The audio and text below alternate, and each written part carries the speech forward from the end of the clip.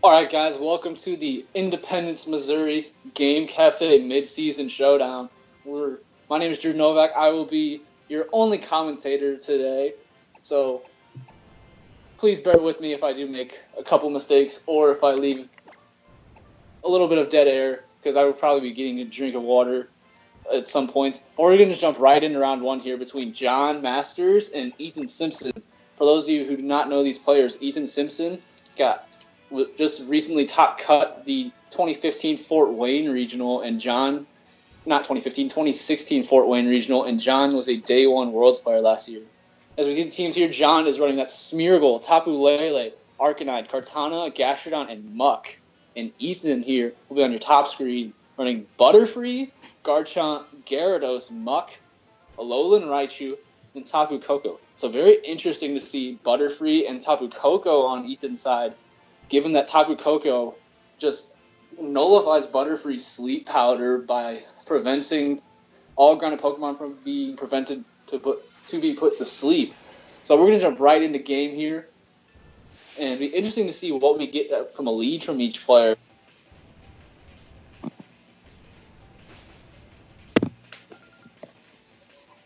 All right, we're going right in.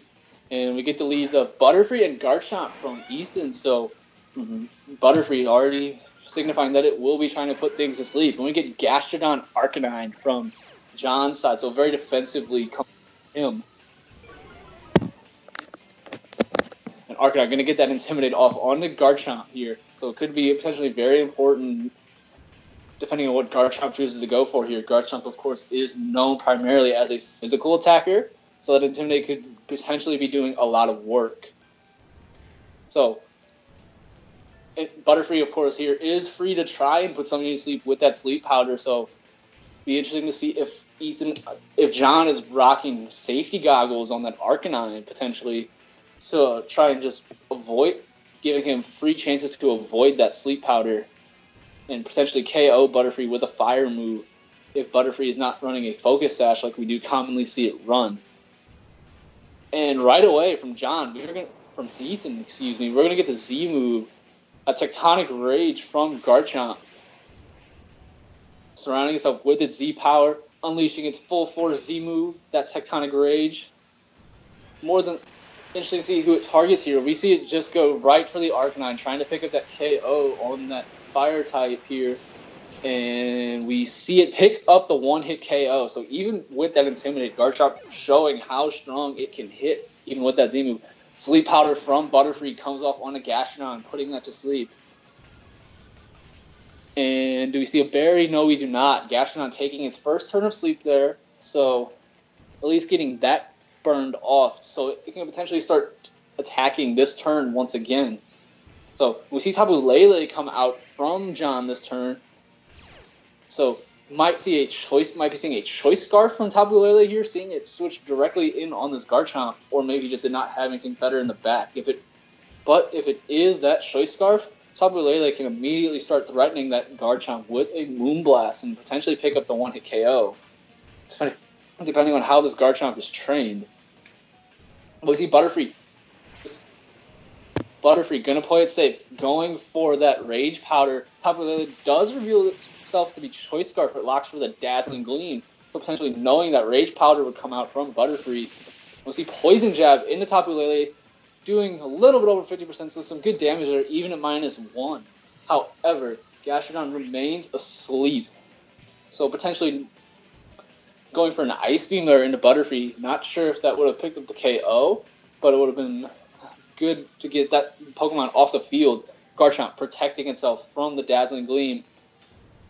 Be interested to see if this was a roll on Butterfree and if it's able to pick up the knockout. And it is not. Butterfree hangs on with just a sliver of health and actually sets up a Tailwind. So going to render that Tapu Lele's Choice Scarf useless for the next 3 turns. And Gastrodon taking its 3rd turn of sleep here. So Gastrodon being good for all of nothing at the beginning of this game. Could have potentially picked up a couple knockouts, but it will wake up this turn, though, for John, and being able to potentially be able to pick off either of these Pokemon with an Ice Beam if that is what it chooses to go for. We see Garchomp go for an Earthquake, actually. And this is going to catch this Muck Switch and going to do some very good damage to it. Bring it down to under 50%. But will we see a Figgy Berry? We do see a Figgy Berry. And Muck will basically have taken no damage this turn thanks to that Figgy Berry. Butterfree, though, will go for Sleep Powder, and it will connect with Muck. So not a very good... Muck's not happy right now. Muck just had to lose its berry, and it got put to sleep. But Gastrodon goes for that Ice Beam, will finally remove this Garchomp from the field. Garchomp did a lot of work that game for Ethan, and I don't think he minds seeing that Mon go down right now. It'll be interesting to see what he has in the back, though, to try and combat this bulky duo of Gastrodon and Muck. And we see the Tapu Koko now, so Butterfree. So Tapu Koko bringing out that electric terrain thanks to its electric surge will prevent Butterfree from putting any Pokemon to sleep now unless that Tapu Lele comes in to reset its psychic terrain. But we see a Dazzling Beam from Tapu Koko, no switches from John's side. Gastrodon going to come down to below 50%. Butterfree goes for a Bug Buzz onto Gastrodon, doing some good damage actually to that Gastrodon, which is typically a very bulky Pokemon on the special side. But we did not see Moringa Berry, so potentially not as bulky as it could potentially be. Ice Beam onto Butterfree, going to pick up the knockout. So no more Sleep Powders for Butterfree for when that Tapu Lele would come back in. So John actually taking advantage in Pokemon count. And we see a Alolan Raichu come out from Ethan. So getting that fast mode back on the field for him. And very interesting position here. A combination of electric type attacks will be able to pick off this Muck. However, if he chooses to go for that, you're potentially letting Gastrodon get off a free recover. So if it decides to go for that, it is going to get right back up to above 50% and just be able to sit around in the fields for even longer. We see Thunderbolt on the Muck. How much is this going to do? Critical hit, bringing it down to 18 health. And we do see that double up on the Muck with Thunderbolt. Will pick up the KO. And Tapu Koko, of course, will take a little bit of Life Orb chip damage. But we see a Z move from John. And it is not the Z move you typically see on Gastrodon. It is actually a Hydro Vortex coming out from this Gastrodon. Who will it target? And we see it drag the Tapu Koko down, actually. And we see it getting dragged into the Vortex. And it picks up the one-hit knockout onto that Tapu Koko. So Gastrodon making Ethan pay for ignoring it that turn by double targeting that Muck. So very good play from John, knowing he had a safe KO there on the Tapu Koko with that Hydro Vortex. And we get a 2 versus 1 with Tapu Lele versus Alolan Raichu. Raichu, of course, can threaten either of these Pokemon with a strong Psychic move or a Thunderbolt on the Tapu Lele. But we see Moonblast do so much damage. Get a special attack drop on that Raichu. So potentially very important, as it is not able to pick up the knockout on Tapu Lele. And we do see Gastrodon just go for that recover. Going to bring itself back up to above 50%. And John Masters is actually going to take this first game, despite how much work Ethan's leads of Butterfree and Garchomp did. So very well played there by John, making those mid-game adaptations to get himself into a good position where he could set himself up for that bulky late-game combo where forcing Ethan to choose which Pokemon he wanted to KO, but whichever one he chose not to KO would just pick up a KO back. And of course, setting up that Tapu Lele for the endgame sweep, knowing that there was nothing out that could threaten it, and just preserving that game for John. So very well played there. It's going to be interesting to see what adjustments Ethan decides to make this game, seeing how he was in a very good position early game, and it just slipped through his fingers. So maybe he decides, okay, I can play the same style of game here, and I just have to make a few better reads, and then that's all I need to make. Or we could see him to go for something totally different. Be interesting to see if we see. I do not believe we are going to see the Gyarados, given that there is a Gastrodon on his side of the field. but you never know. Another interesting adaptation he could make is Muck, as Muck threatens that Tapu Lele in the back, which gave Ethan a little bit of trouble there, given that it is Choice Scarf and allows it to outspeed Garchomp. But we're jumping right back into team preview, and of course, John's team on the left is that everyone's favorite dog, Smeargle, paired with that Tapu Lele, Arcanine, Kartana, Gastrodon, and Alolan Muck. Ethan on your right is going to be running Butterfree, Garchomp, Gyarados, Muck, Raichu, and Tapu Koko. So John, locking in his team extremely early, might be signifying that he's going for a very similar strategy here to what he did Game 1, feeling that he had the right 4 Pokemon, and he's just going to basically saying to Ethan, you know what I'm going to do, but let's see what you have to beat it. So we're jumping right back into the game now, and we will be getting leads here from Ethan. Very unoriginal. He believes that being original by being unoriginal in his trainer design. But we see Raichu and Tapu Koko coming out for going straight for that fast mode right off the bat. And we actually see a switch up here from John getting that Kartana out on the field paired with that Arcanine, trying to take advantage of that Garchomp lead potentially, as well as that Butterfree as it is immune to Sleep Powder. But a very good switch up here by Ethan, getting the double electric types out on the field. Both of these Pokemon will be threatening huge damage with that electric terrain boost, of course. And Raichu is actually now the fastest Pokemon on the field, thanks to its Surge Surfer ability. We actually see a Thunderbolt right onto Kartana. Not even going to bring down the Focus Sash, bringing down to 25 health. We'll see a double Thunderbolt into Kartana, actually. So very afraid of that Pokemon. And it's just going to go down turn 1, leaving Arcanine free to do whatever it pleases. And we get a Snarl from Arcanine. Very good play by from John there, doing very good damage to that Raichu. Doing about 35%. But most importantly, lowering the special attack of these two special attack-based Pokemon. So going to greatly be decreasing their damage output these next couple turns. We see Gastrodon come back in. And of course, as we saw last game, Gastrodon is packing that Waterium Z crystal, so can threaten the KO onto both of these Pokemon with Hydro Vortex. It's a very interesting tech move by John. Typically, if we see a Z crystal on Gastrodon, it's that Z stockpile, so it can boost up its defenses and regain all of its health back. But I like the adaptation of getting that water crystal. But get more on that later. But we see a Thunderbolt into Arcanine, and it paralyzes, actually. So potentially very important. We see another Thunderbolt from Tapu Koko. And thanks to that Snarl drops, it is able to live this turn. We see a Will-O-Wisp, actually, on Tapu Koko. So it's going for more residual damage this turn, knowing that it can be out in the long game. We see Ice Beam from Gastrodon onto Raichu, and it gets the freeze onto Raichu. So Gastrodon not wanting to proc that water crystal yet, and just chooses to go for the Ice Beam, so maybe was fishing for a Garchomp switch in, and it actually picks up the freeze, and Raichu is going to be completely useless if it is not able to unthaw here. So very big turn there for John, getting the freeze on that Raichu, as Raichu could have easily just picked off this Arcanine with a Thunderbolt. Tapu Koko will still be able to knock it out, though, but if it chooses to go for Arcanine, it will leave itself open to that very strong Hydro Vortex from Gastrodon.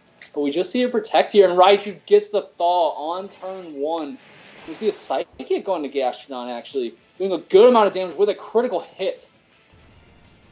Bringing Gastrodon to roughly 50% health, and we see a double into Tapu Koko, so very good play there by Ethan with that protect. Blocking that Scald and Flamethrower, and buying his Raichu time to unthaw, which it did, and hit that very strong Psychic into Gastrodon, which did even more damage thanks to its critical hit, and ignoring those Snarl boosts. So, very different gameplay now here for both sides, given that Raichu unthawed, forcing John to now have to potentially force an attack into that slot to pick it off. We'll see a Thunderbolt from that Raichu. He has a critical hit, KOing that Arcanine. More than likely did not matter, as we saw it did even more. We saw it did more damage beforehand. We see Dazzling Gleam from Tapu Koko doing good damage to that Gastrodon, actually. But Gastrodon doing what it is known for and just recovering off all the damage it has taken, bringing it back up to around 75%. Tapu Koko going to take some more burn damage here, bring it down to below 50%. It'll be interesting to see what John switches in, and it's going to be that Tapu Lele. So Psychic Surge, going to activate that Psychic Terrain, boosting the power of Tapu Lele's Psychic moves. However, as we saw it go for in Game 1, we could see a Dazzling Gleam here. Dazzling Gleam should be able to pick up the KO on Raichu, and it could KO the Tapu Koko depending on how it is defensively trained. Gastrodon here is still in a very good position, is just able to very good against both of these Pokemon, can just fire off Scalds at will. We see Butterfree switch in for Tapu Koko, and we actually had a double switch here from Ethan getting a Garchomp. So he did go for this Dazzling Gleam, essentially a very big play for John, and we do see Dazzling Gleam come out doing very good damage to both Pokemon, bringing Garchomp down to 25% and Butterfree under half. We see Gastrodon decide, take it slow, I'm going to recover up back to full health and just prepare myself for this end game in which Tapu Koko and Raichu will come back out on the field.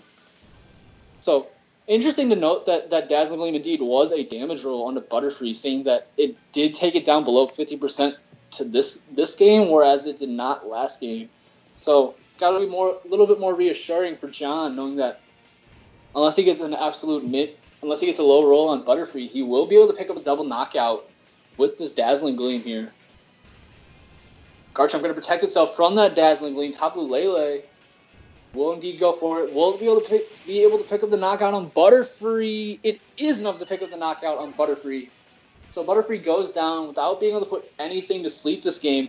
And Gastrodon going for a Scald into that Garchomp protect.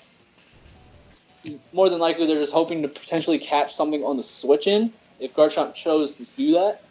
We see Tapu Koko come out for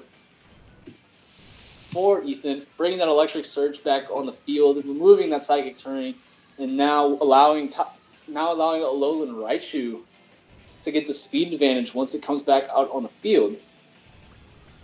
However, if Alolan Raichu does decide to try and switch in right now, it will be knocked out by the combination of Dazzling Gleam and Scald. That is what John chooses to do, but we did not see that switch in. Instead, we see Tapu Koko protect here, and Ethan would just allow his Garchomp to get KO'd here by the Dazzling Gleam. And be interesting to see if Gastrodon chose to go for that Z water move, but we do not see. We just see the Scald into the protect, not wanting to burn that crystal just yet. We see Tapu Koko take a little bit more burn damage here, and Raichu does come back out. We haven't seen that Raichu item yet, so maybe it is packing a Electrium Z Crystal and can potentially KO this Tapu Lele with a Gigavolt Havoc, if that is what it has. However, if it is not able to KO this Tapu Lele... Oh, Raichu with that fake out on the Tapu Lele. Gonna prevent it from moving a turn. Doubled in with a Thunderbolt from Tapu Koko. Not able to pick up the knockout here. And we see the Hydro Vortex coming out from John's Gastrodon. But it'll be interesting to see who hit targets here. Potentially being that Raichu wanting to get that fast Pokemon off the field. Here we go. We do see the Z move come out. And it is actually going to be Tapu Koko. So not wanting it around instead. Going to pick up the easy knockout there. Tapu Koko goes down. And now John is in a good position with a 2v1. And both Pokemon are easily able to threaten knockouts on this Raichu. Very good play from Ethan, though. Trying to just prevent that Tapu Lele from moving and hoping just to get potentially a critical hit on that Tapu Lele to pick up the knockout. But we see Raichu KO that Tapu Lele.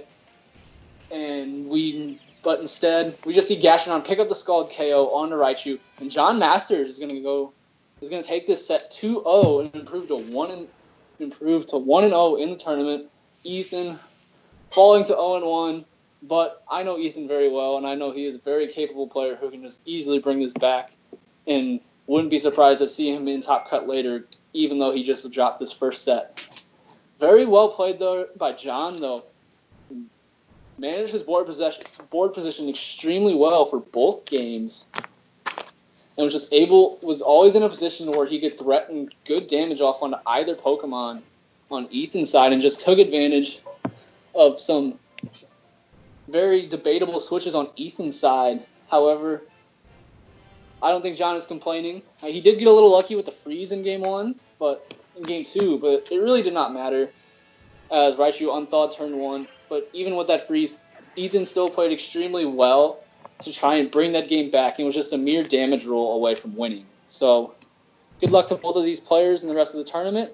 We're going to take a quick break here, and hope to see you guys back for round 2.